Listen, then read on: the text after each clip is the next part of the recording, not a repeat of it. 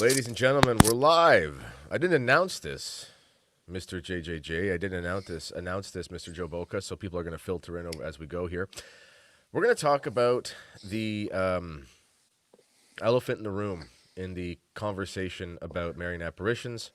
We're going to talk about Garabandal, and we're going to talk about it using and springboarding off of some of the things said by some pretty big giants in the traditional movement, namely Malachi Martin, Father Gruner of the Fatima movement, Fatima Center, and Bishop Williamson, a controversial to say the least, nonetheless. Whatever you may think about some of the inner politics of the later part of his time with the SSPX, as far as his influence on the traditional movement, it's pretty huge. Controversial, but no one could say he isn't original and charming. Let's be honest, he's a soundbite gold mine. Yes, and a brilliant and an altogether brilliant man. Yeah, he's brilliant, and I know people who know him, and even if they disagree with certain stances he took on certain things, they say you can't doubt the man's genius when it comes to theology and stuff. So, in any case, if you're just joining us right now, we're going to talk about Garabandal, and we're going to actually listen to a couple clips from Malachi Martin and Father Gruner. And maybe as we go, I'll find the one from Bishop Williamson as well. Although we don't really need to listen to what he said. He just basically said he liked it. But the actual ones from Martin and from Gruner are a little bit more, they're a little bit more informative, let's say. And if you're just joining us right now, ladies and gentlemen, JJJ is back on the show. He hasn't been here in a while. We're after Lent. We're here to help, as always. Yeah. Right? And everyone knows my wife, my poor, wonderful, amazing wife. She had her major injury back in early January, so I had to really cut down a lot of the stuff that I did and take some time off work and all that. So it was hard to do these live shows, but the kids are in bed. It was like, what would be in Fahrenheit? It was like almost 30 degrees here, Celsius, so like 85, 90. It's warm here today, too. Yeah. I mean, this has happened before, but crazy winter. It was like huge snowfalls. I got snowed in all the time, but then there was these thaws, but now we got this crazy spell in April, so it must just be that Greta Thunberg was right, and we're just, the climate apocalypse is here. Yeah. We are having a similar day here in New York. It's probably topped out at about 85. Yeah. Jiu-jitsu was hot. It was one of those days. But you can't you love it though, because it's sunshine. It's the whole thing. It's very happy. That's right. And see, right here in the comments already, Joe, we've got one gentleman saying Garabandal is real, and we've got another person saying Garabandal is suspect. And that's exactly the point, is that all right, fight it out. yeah, people are divided on it. And personally, I'm just going to let my cards on the table there at the beginning. I believe it's probably legitimate, and insofar as it's probably supernatural. That's my opinion. That being said, it makes no real difference to me. And what I mean by that is there are a lot of Marian apparitions that are legitimate that I don't really have any devotion to. I'm big into Guadalupe. Fatima is big for me, Our Lady of Good Success. And someone says in the chat here, what in the world, Kennedy? Just this morning, you were heavily leaning toward believing you've made the leap in just a few hours. I am not saying that I believe in Garabandal. What I'm saying is that people who we greatly respect say that, and we're going to explore what they're saying and just go from there. Anyway, anything to say before we get going here, JJ? I'm not saying that, I believe in Garabandal. I'm just saying that you could say it, Yeah. What was Marcel Lefebvre when there was a Sede Vacantis controversy? Well, yeah, there was a conversation the Archbishop Lefebvre had. Father Cicada was adjacent to it, the late Sede Vacantis, God rest his soul. And Lefebvre was known for not being a Sede Vacantis, but being okay with it as at least a privately held belief. So on the question, this is John Paul II was Pope at the time. So on the question of whether or not he was Pope, he's like, Lefebvre said, I'm not saying he isn't the Pope, but I'm also not saying that you can't say it, which apparently also sounded a lot funnier in French because of the language. Yeah, I can't say he's not the Pope, but I can say that you can't say it. Right. And now, our Sede friends and our SSPX friends, everyone knows me and JJJ are SSPX guys. We're not saying Lefebvre advocated for the Sede position. We're just saying what he said. It's one of the many things he said. We're kind of using that as a springboard for some people that we trust think Garabandal is legit. Some people that we trust think it's not legit. So let's just look at it for ourselves, and we can all play nice in the sandbox. And as I said, for me, it doesn't change anything about my pie. I mean, honestly, when you look at the messages of it, which we'll talk about a little bit, it sounds very much like Fatima. It sounds very much like Our Lady of Good Success, very much like Akita. It's basically, hey, world, get your act together, corruption in the church, chastisement if you're not careful, etc. There's more to it than that, but the actual spiritual warnings, the spiritual cautionary tale, that's a part of it. La Salette, they're all very in congruity with one another. So it just, for me, it doesn't change how I would already perceive the church, etc. So, okay. All right. So I'm going to put on a clip here from Malachi Martin, who actually talked about this back in the 90s. But first, I always forget to do my ad reads. If you check out the TKR store, we do have frankincense oil through the autofocus there. See, there you go. In the store. Now, you might be thinking, what's that for? It's for whatever you need it for. But if you know anything about essential oils, you know that that's the bee's knees of all. We actually got it flown in from Oman. It's sold out. It's on back order. We've got a new shipment coming in. It's rumored to be from the same region that the kings would have got. The royalty has gotten the oil in that region of the world for over 2,000 years. So it may have been the same place they brought the oil to Christ from. So who knows? And we also have lanolin balm. What do you need this for? Well, again, whoops, see the autofocus there? I got to use this white thing, and I'll go back into focus. Boom. I know here in Canada, my hands get cracked in the winter. You got to moisturize them up. So rather than having to walk into some fruity cosmetic store at the mall, you can just order it from TKR. It's straight lanolin balm from sheep from Australia. It's hot off the sheep. Okay, all right. Let's look at this thing from Malachi Martin here. You can check out the links for those products in the description. Thank you for all your support. One last thing, I always forget. I also am on all the podcast platforms now. This will be uploaded to Spotify, iTunes, all those ones. I have a service that sends it to all of them, so you can listen to just the audio if you'd like to as well. Okay, so what did Malachi Martin have to say about Garabandal? Let's see.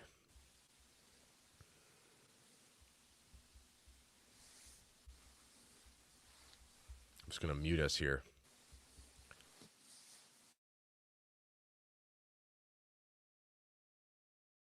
What I came to the conclusion of some time ago, it was considered that it was going to be the end of the world. I know they thought that, but then they thought it was going to be the end of the Catholic Church. That's right. But my theory is completely different, and in view of various thoughts, and I think in view of your recent book, my theory was that perhaps the papacy would change back to what it was, Bishop of Rome and first among equals. Well, I'll tell you, it's of course we're dealing now with imponderable, Joan, you realize. But my feeling is roughly the same, except that I add in what Our Lady said at Garabandal, in which I believe, by the way, in that vision, that appearance she made in Spain, in Garabandal, the town of Garabandal, which is a part of, it's near Santander in Spain, in which she said that the present Holy Father, the present Pope, is the last Pope of these Catholic times. Not the last Pope of all time. No. But the implication is that these Catholic times are coming to an end. Yes. And Catholic times meant a period of time, roughly since the year 400 AD, 325 to be exact, but 400 AD, when Catholicism grew to be very important and integral to Western civilization. In fact, it created a Western civilization. Mm-hmm. That period is coming to an end because this civilization is no longer Christian, and the church itself is being marginalized and sent into a new form of the catacombs. Now, the Pope was always first among equals, but he always had that little extra thing called the Petrine privilege. And that I think is going to stay. Yes. But a modified form of papal power is going to come through because of the fact that the political power, the socio-political power of the papacy, is going to be diminished even further. And actually, don't you and I know, today it's a liability to be a Catholic. Absolutely, yes. So, Well, of course, that would be a help with joining, having friends with the Orthodox. It would, of course. That's one difference. It would, of course. Although that's a long way away to judge by the Orthodox. They don't want to hear or tell of it. Bartholomew of the Patriarch of Constantinople and Alexei of Moscow couldn't be more contemptuous. But the present Pope is almost groveling with them in the good sense of the word. But they sort of walk by and they sort of say, "Oh no, you've got to change everything. We don't hear about the papacy." It's quite a distance away, unless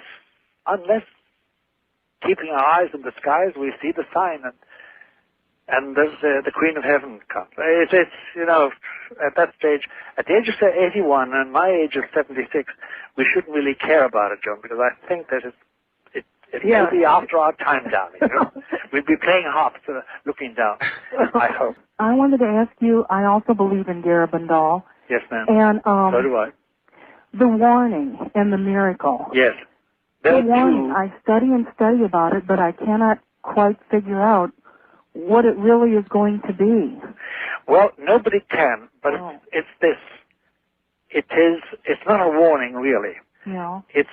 There's no English word for it, but it's putting on notice. You know, when you say, "I'll put you on notice that your rent will have to be paid by Monday" or something. To put somebody on notice. That's what it means by the warning. It's avertimiento in Spanish and Italian. To avert, to alert, to put on notice. And it's a putting on notice that God exists. And the promise is that when that sign appears, it will be visible to every human being existing at that moment on this globe, and that everybody will know their relationship to God. It doesn't mean they're going to believe in it.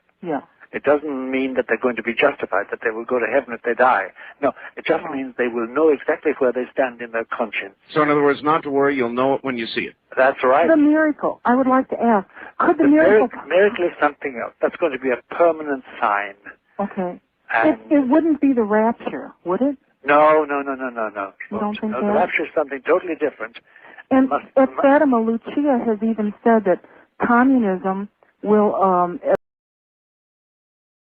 Okay, so what do we see there? We see Malachi Martin answering some phone calls from people, and he said he believes in it, and he is of the opinion that it makes perfect sense with what was going on.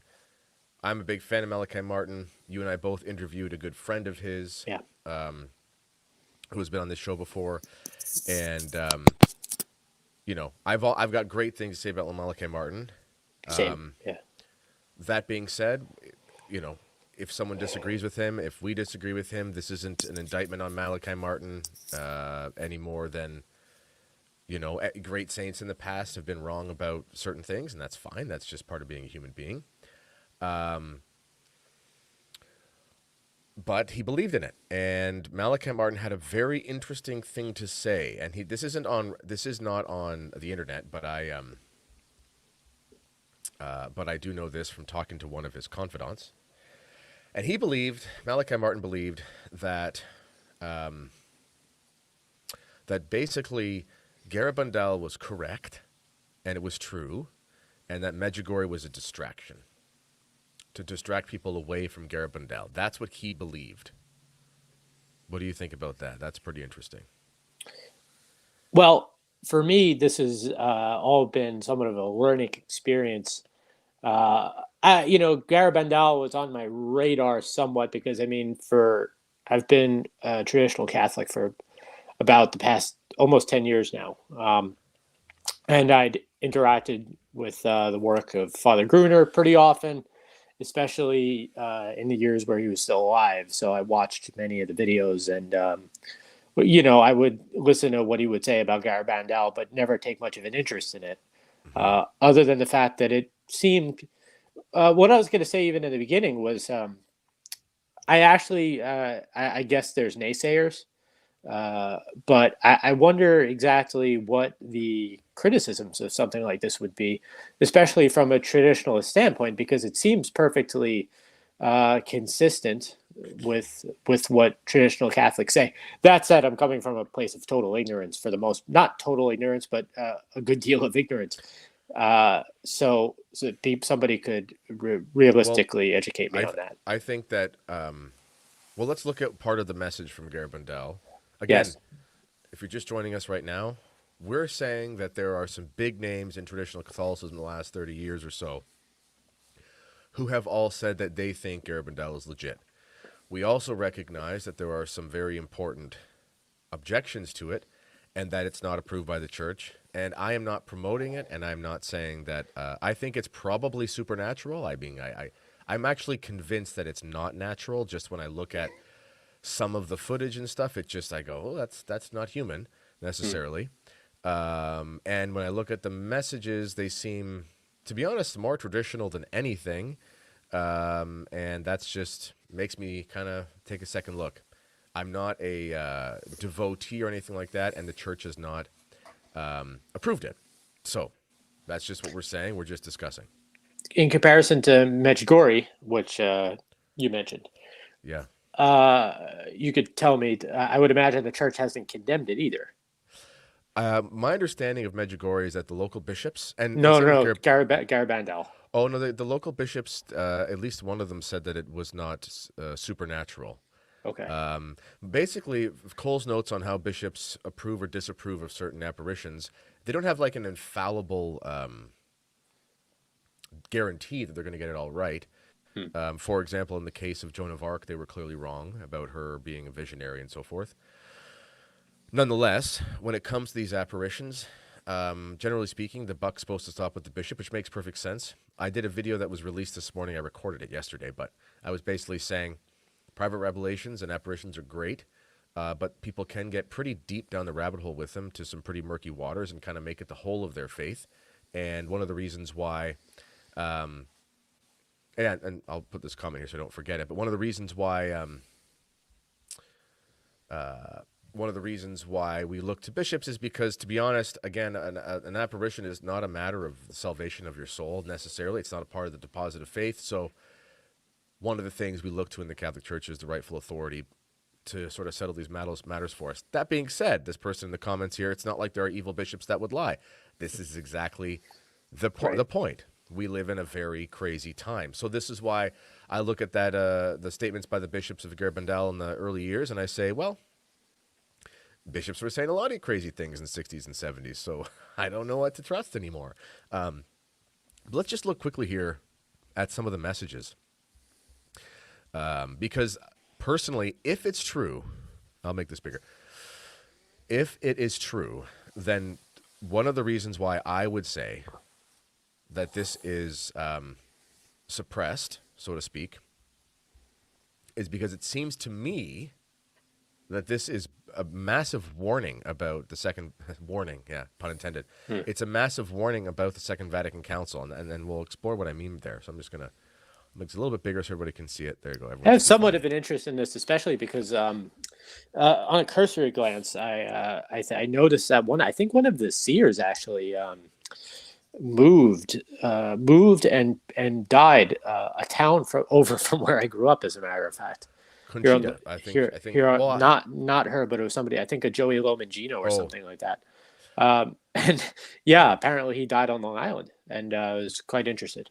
Well, I received a really nice message from I'm going to forget which seer it is. Sorry about that, but I sorry to the person if they're watching. I received a really nice message from a grown child of one of the seers, and it was very cordial and very, hey, if you ever want to talk about this, and it was kind of around the time my wife was hurt, so I haven't really had a time to engage, but the people and a friend of mine who knew Malachi met Conchita, and everyone who meets these people says that they were truly holy and pious, and it doesn't seem like anything weird happened after. It was just pure Catholic piety. So anyway, there you go. So anyway, here's what it says, so everyone can read that. So this is important right here. This is from October 1961. So that is literally just a few months before the beginning of the Second Vatican Council. Okay. And it says, we must make many sacrifices, perform much penance, and visit the Blessed Sacrament frequently, but first we must lead good lives. If we do not, a chastisement will befall us. Well, this is basic Catholicism 101. We can get on board with that. But this is interesting. It says, the cup is already filling up, and if we do not change, a very great chastisement will come upon us. Okay. And then, just after the Second Vatican Council was, or just as it was ending, this was the second message was televised. This is another thing, too. It's not like there's a zillion messages over and over again. That does seem consistent with Our Lady. If we go back to Our Lady of Good Success, which is not really translated very well, it's Our Lady of the Good Event of the Purification, is what we just called Our Lady of Good Success. She appeared many times, but over like 60 years or 40 years, whatever it was. And would there be long distances in between? This is usually how Our Lady tends to act, if she doesn't kind of come over and over and over and over again, like almost on demand. But let's go back to here. So, just as Vatican II was ending,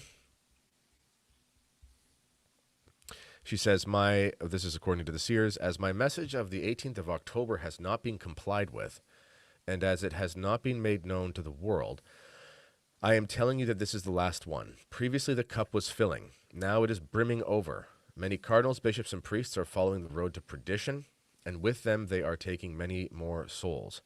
Ever less importance is being given to the Holy Eucharist. We should turn the wrath of God away from us by our own efforts. If you ask his forgiveness with a sincere heart, he will pardon you.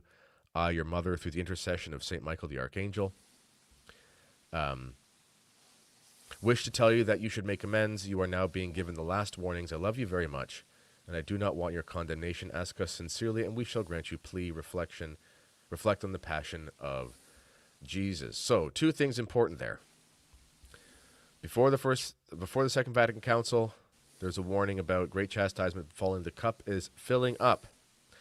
Just as the council's ending, saying it's too late, and this money line here, many cardinals, bishops, and priests are following the road to perdition. Well, if Vatican II was problematic, that's some pretty interesting timing. What say you, Mr. Boca? Yeah, and Williamson points out in his interview, and he's just referring to what the apparition itself says. Right. The cup, and right leading up to Vatican II at the end of 1961, it says the cup is overflowing, or the cup is filling up. Yeah. And one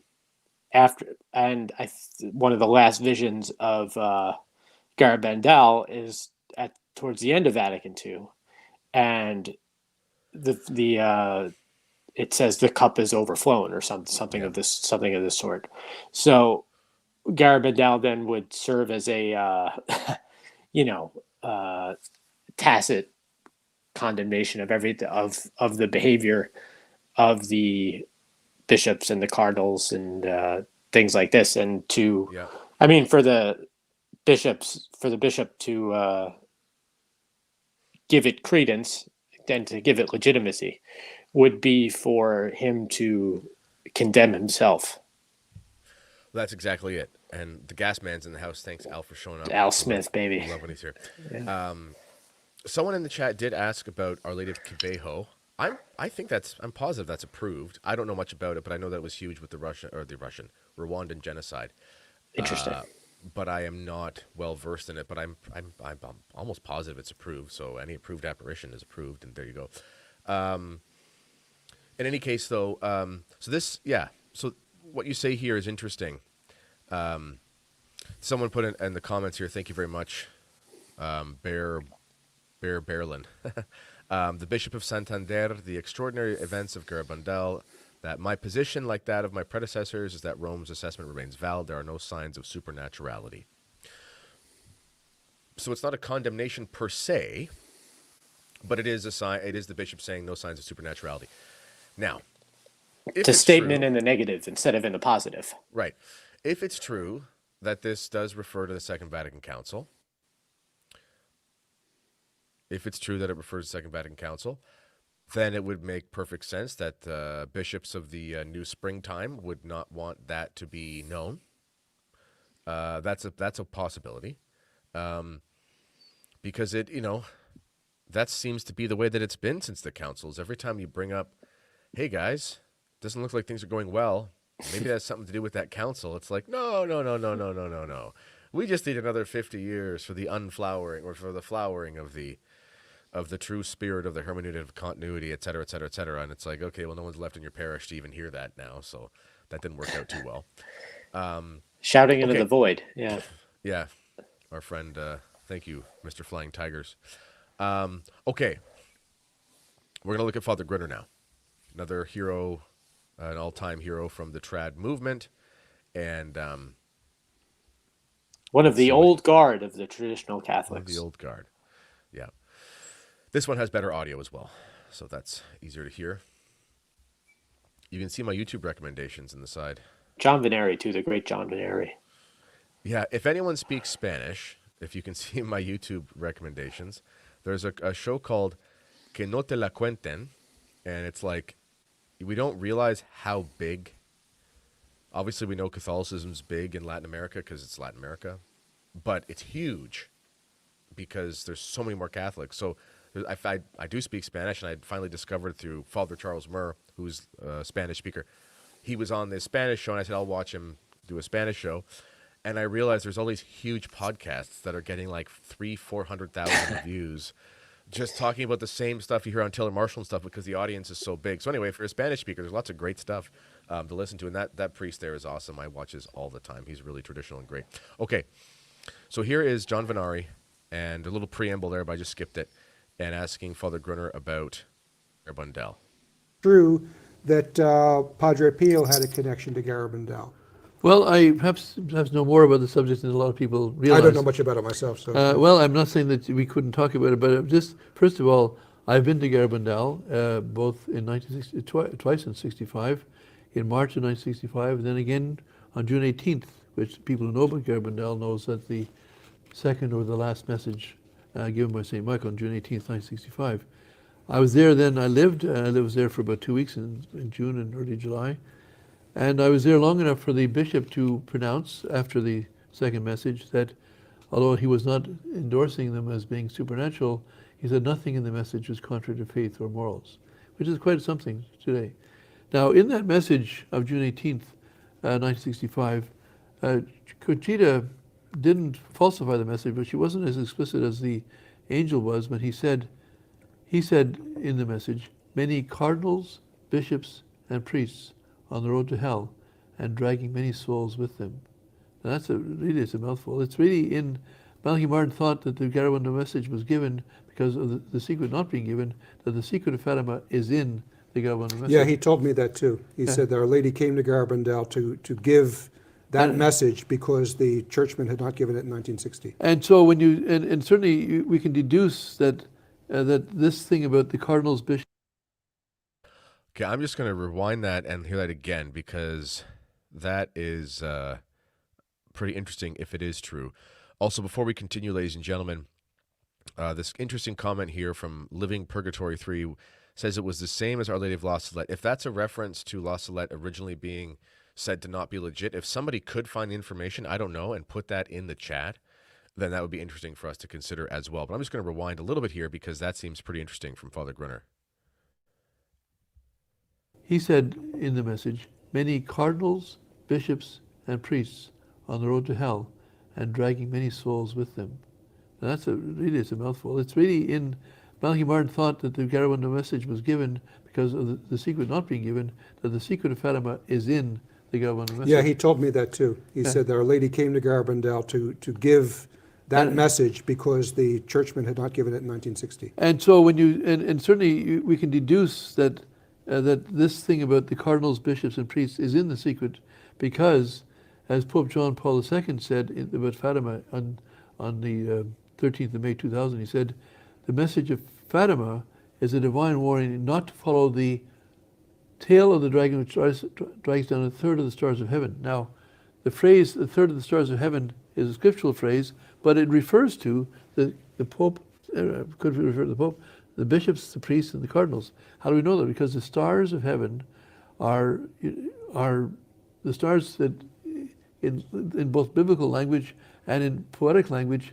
of that time, is that the star shows you how to get to heaven, how rather to get to port. So even I've been at sea for 2 weeks, and if your instruments, if your highly electronic instruments don't work, you can still, if it's clear sky, look up at the stars, and if you know how to read them, you know which way is east, you know which way is southwest, and you know that, and you can head to whatever port you want to go to by looking at the stars of heaven. And so the stars of heaven that St. John's talking about are the stars that lead you to your heavenly port. And what are those stars? They are the Catholic clergy. Because it says in Scripture, the lips of the priest are to guard wisdom.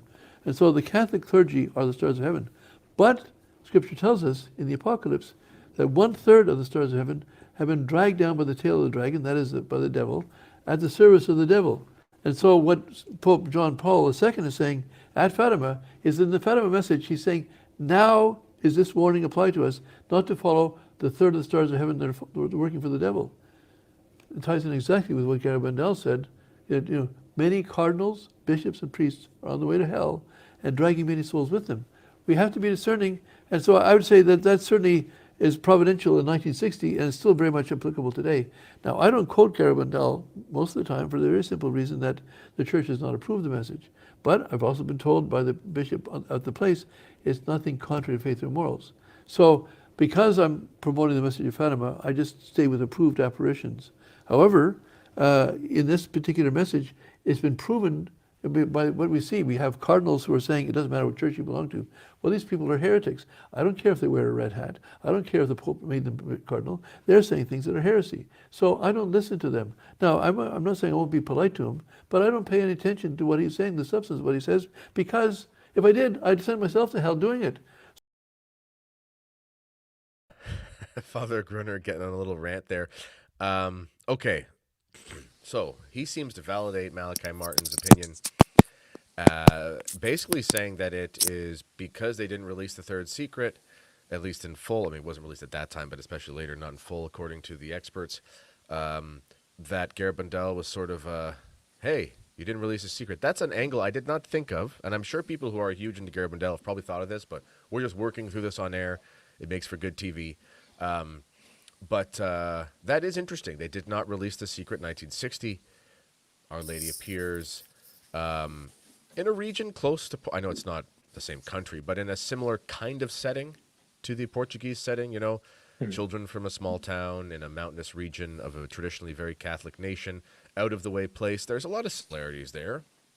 On the other hand, that could lead someone to say they think it's a fake. I mean, it's like we could just recreate a whole Fatima thing. Look at us. We've got little children, or not little, but small young people in a mountainous region in the Iberian Peninsula.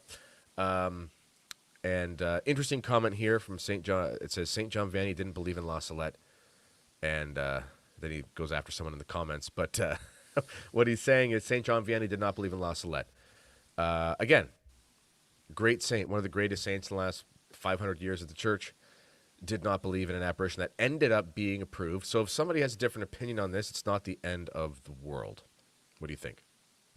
Well, yeah, I mean, that's the thing about apparitions is you said it, you're free to believe anything regarding apparitions so long as they're not, out of the bounds of orthodoxy. And the Garabandal, the bishop, said it's at least not that.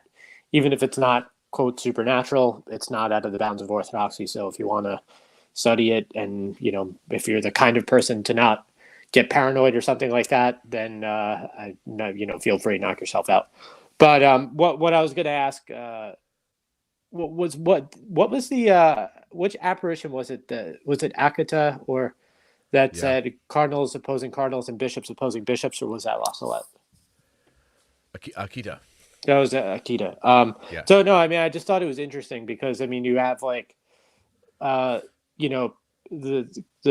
clergy's discomfort, I guess, with ratifying Garabandal, and for the reasons of their own misdeeds, really. But you have approval of Akita, even though it's almost in effect saying the same thing, that there's turmoil and strife within the actual ranks of the the cardinals and bishops. I mean, I suppose they can't take two apparitions saying the same thing, because then we'd have to do something about it. Yeah, that's interesting. I never thought of that. On the one hand, maybe there's some self-interest in not approving Garabandal, but at the same time, Akita is although Akita, we do say bishops, Akita's bishops against bishops and cardinals against cardinals. It's not as explicit as a bunch of priests are literally leading souls to hell. Right. You know what I mean? Right. Because you could look at Akita from the perspective of a modernist and say, yeah, those pesky traditionalists are causing all these problems, or they're putting us all against each other. You can kind of spin it. Whereas Garabandal is, more explicit. Priests are leading them to hell. One person in the chat says here, the children were informed that a priest that had died would be found incorrupt. They dug him up. He was corrupt. And then he says, case closed in his next message. If that's true, and maybe it is, maybe he knows more than me, and I don't doubt it. If that's true, this is something that's probably worth discussing as well. I learned this when I studied Fatima a ton.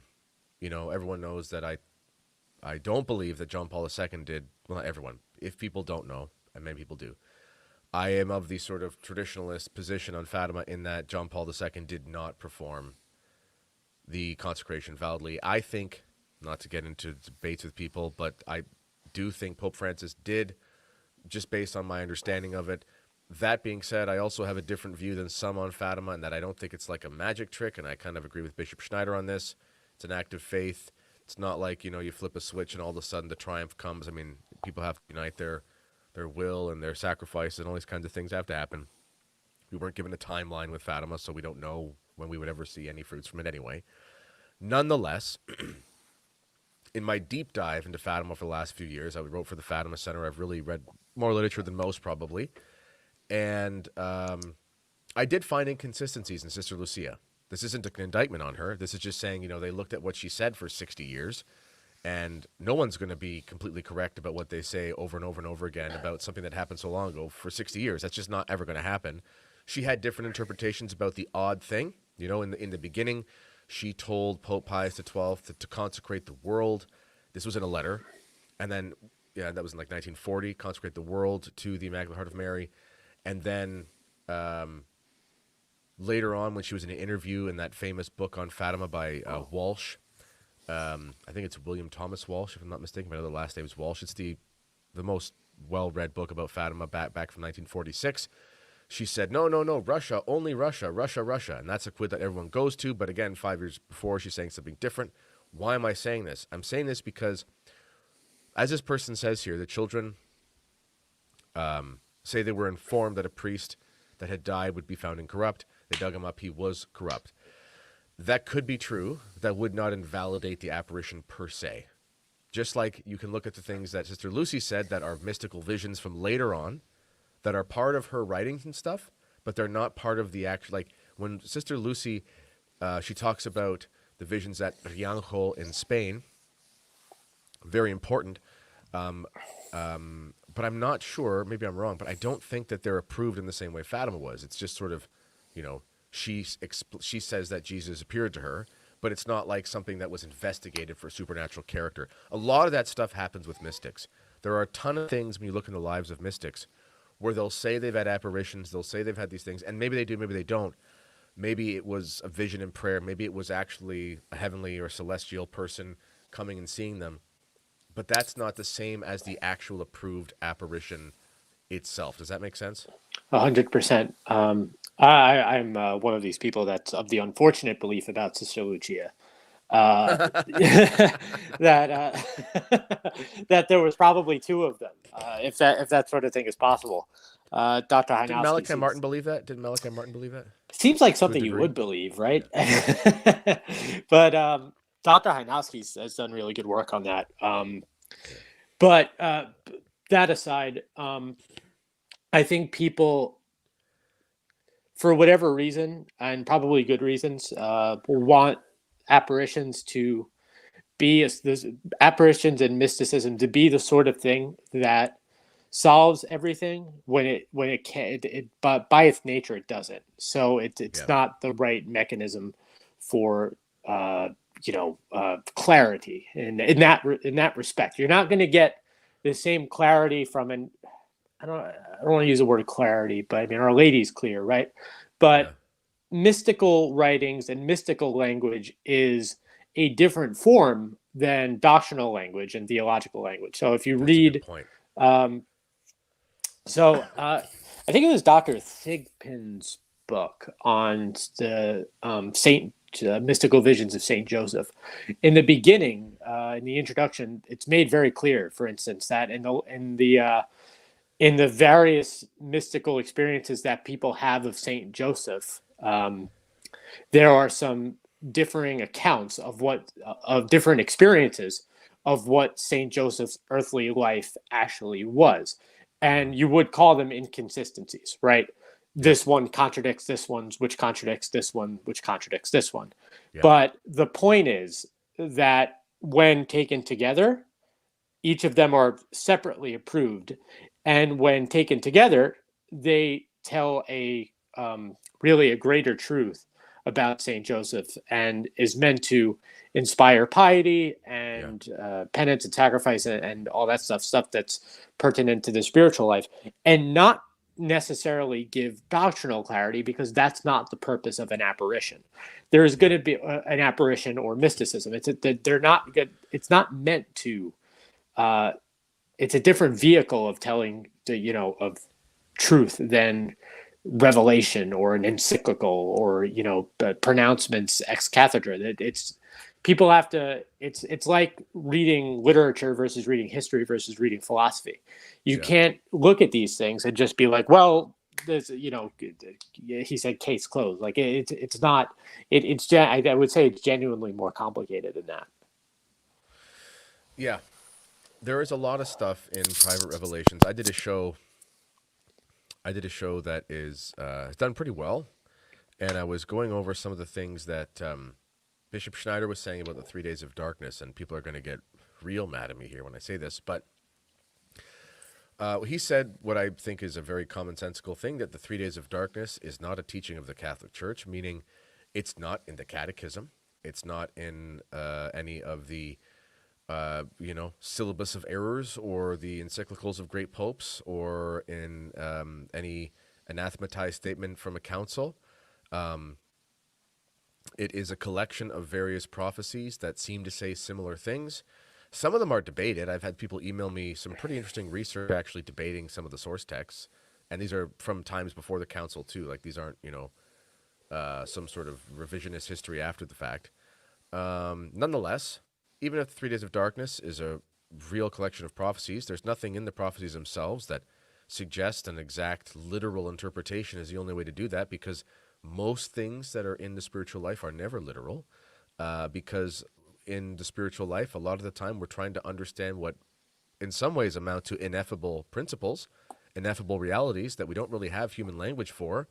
So imagery, poetry, that sort of thing is used to help us lift our hearts and minds to God. One of the examples of that would be, for example, Venerable Maria of Agreda, and she wrote the 3-volume set,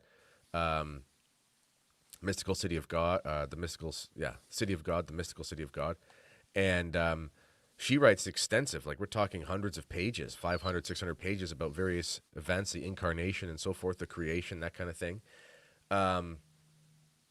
Wonderful, amazing work, but it's not, you don't have to, it would not be appropriate, even though her writings are approved, it's not a teaching of the Catholic Church, meaning you can take it and read it if you would like to. You don't have to read it. It's good if you, it's obviously useful, it's there, it's the thoughts of a great mystic of the church, but it's not like that's part of the deposit of faith. And in the past, my wife read a book called, I think it's Counsels of Perfection for Christian Mothers. I think that's what it's called. It's a wonderful book for mothers to read. She read it last year. And, she would tell me about what she was reading. And one of the things in there, and this was written by a priest under the time of Pope Pius X, giving advice to women. And he gave a striking or a stark warning to mothers to not read mystics. this would drive a lot of people crazy if you heard this today, but he said to mothers, do not read the mystics because it's just not something you're going to understand. And he explained that it's a grave occasion for anxiety and worry.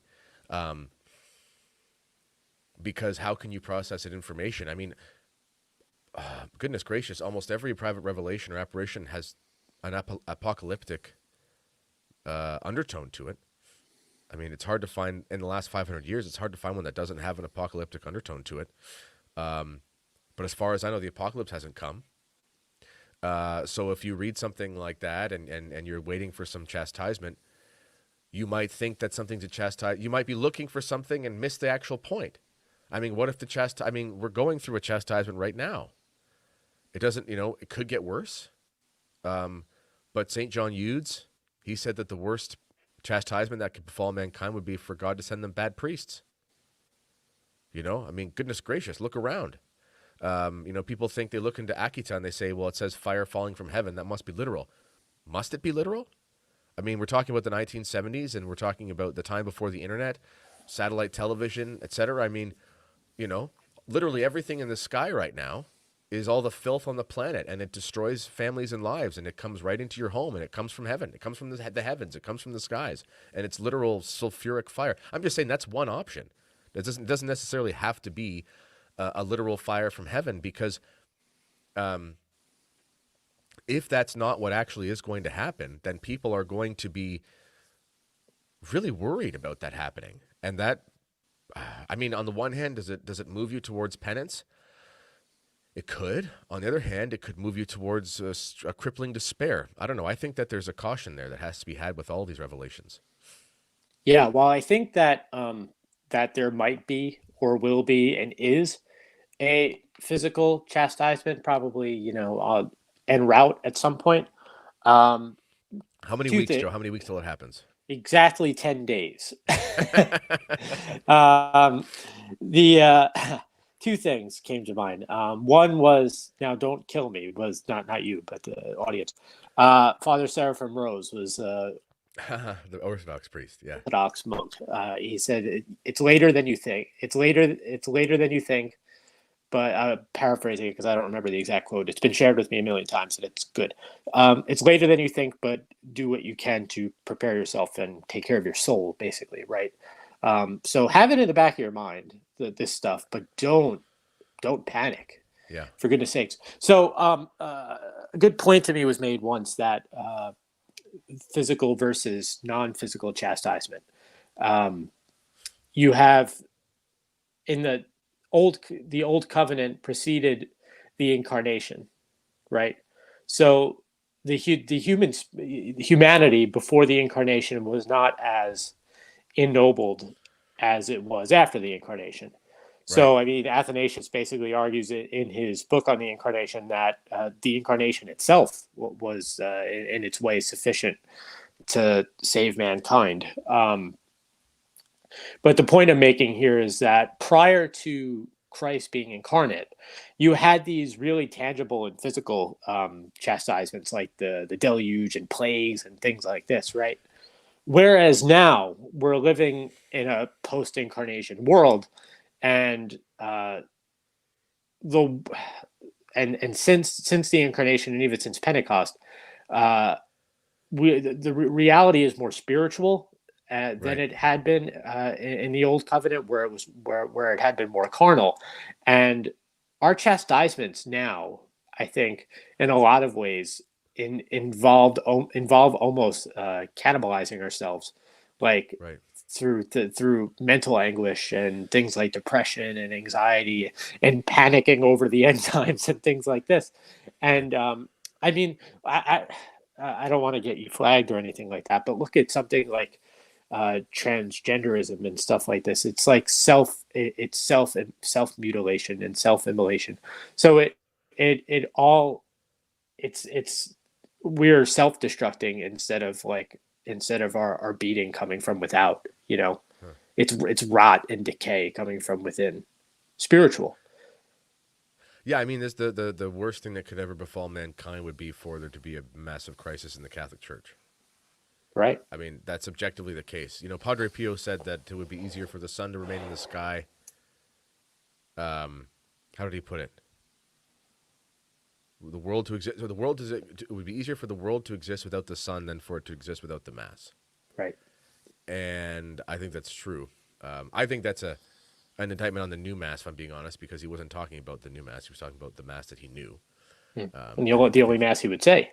I think, yeah, and I think he also people say Padre Pio said the new mass. No, he didn't. He died before it came out. That's just the dumbest statement ever. People will say that because he did one mass, or there was some masses he said facing the people. You know why that happened? Because there was a special permission so they could see his stigmata while he was saying mass. So that was a very different thing. It's not versus populum doesn't automatically mean it's the Novus Ordo. It's a silly thing. I mean, plenty of the Eastern rites do their liturgies. There are problems in the Eastern Rite, but plenty of them do. Like the Maronites have a very beautiful mass, and it's versus populum sometimes, but still the Maronite mass. It's not the and not for nothing. There was a society priest who talked about once having to say mass versus populum because versus populum happened to be eastward facing at that point. Oh, yeah. Yeah, and the whole point is to face east because Christ is returning from the east and things like so. Yeah. Okay. Any questions, ladies and gentlemen? I think we've covered a lot here. Sometimes think Kennedy is secretly a Saint Vacantist. I'm not. And Joe knows me. I'm not. But I don't have any. I don't have any beef with the Sede. Well, some of the Sedes, they take it a little too far.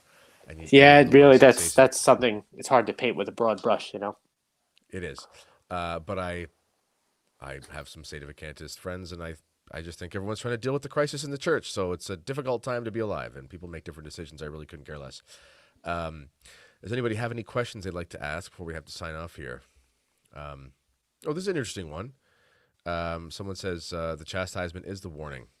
That's interesting. I mean, yeah. I mean, we're going through a pretty bad chastisement right now in a spiritual sense. We've been warned. I mean, that's one way of looking at it. That's valid as anything. I'm sure someone's got a different opinion, but yeah. Anything to add, Joe? What do you think? What do I mean, I will from here on, I think, be researching it a little more because my interest is piked. But yeah, like John Veneri in that video, I'm somewhat of an uninformed fellow traveler here. Yeah, that's true. And, what do I think in general? Yeah. Tell us all about what you think about the world right now. Everything you've ever thought in your life. You got another 2 hours, or we got to stay on YouTube. Yeah. All right, ladies and gentlemen, I think that I think we're good here. We've covered a lot. Again, we're not taking any particular positions. We're just saying there's some pretty good reasons to believe Garabandal might be true.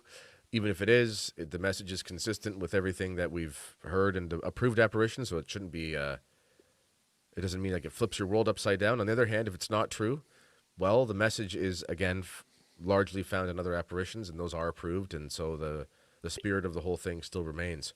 The moral of the story is it's fine either way. Don't worry. It's fine either way. Yes. Yeah. There's no need to panic. Yeah. All right, ladies and gentlemen. Please go to the TKR store you can find the link for that in the comments of this video, and you can find the frankincense oil from the area rumored to be where Christ's frankincense oil was from. Lanolin balm if you get cracked hands because you work with your hands or you live in a cold climate. That lanolin works, man. I am an Irish New Yorker, and I will use lanolin for my dry northeast hands up here, and it works very well. Yeah. Like and subscribe too. Make sure you tell them to do that. And subscribe. And it's also on podcast now. If you I didn't put that in the show notes. I'll edit that after and put it in. You can get it on Spotify and iTunes and wherever your podcasts are sold. And okay.